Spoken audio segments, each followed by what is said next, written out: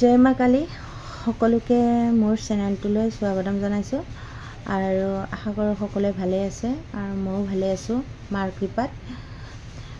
মানে আজি শনিবাৰ, যিহেতুকে শনিবাৰ মাৰ প্ৰত্যেক শনিবাৰে মাৰ আগত মানে ভোগ আগবঢ়াওঁ যিহেতুকে, আৰু বহুত দূৰ দূৰণিৰ পৰাও মানুহবোৰ আহে। তাৰপিছত তাৰে মাজৰ মানে আজি ভক্ত এজনৰ কথা ক'বলৈ ওলাইছোঁ। তেওঁৰ হাজবেণ্ডৰ খুব চিৰিয়াছ আছিলে, খুব চিৰিয়াছ মানে, আৰু ডক্টৰে আশা নাই বুলিয়ে কৈছিলে।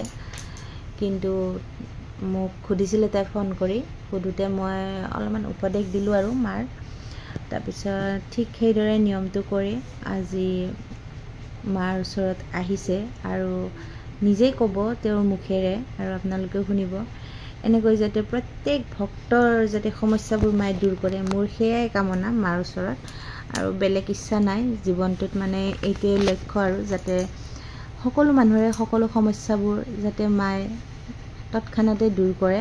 যি ধৰণে এই মানে কি কয়, মানুহৰ সমস্যাবিলাক সমাধান হৈয়ে আহি আছে আৰু হৈছে, বহুতৰে হৈছে আৰু আছে। কিছুমানক সুধিম বুলি ভাবোঁ ভিডিঅ'ত, কিছুমান আকৌ সুধিবও বেয়া লাগি যায়, সেই গতিকে উঠোৱাও নাযায় তেনেকৈ ভিডিঅ'বোৰ।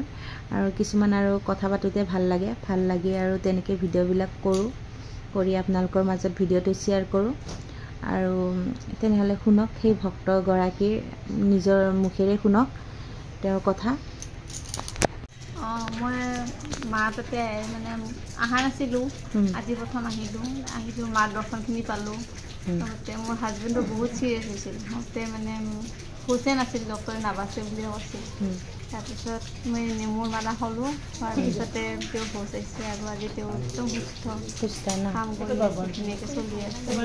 আৰু ভৱিষ্যত তেওঁলোকে আহি থাকিম, বহুত প্ৰমাণ পাইছোঁ, যি খোজোঁ মাৰ তাতে পাইছোঁ, সহজতে হৈ গৈছে গোটেইখিনি।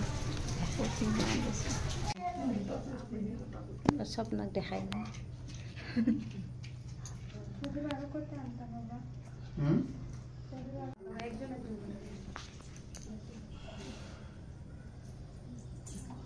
স্বপ্নত গ'ল।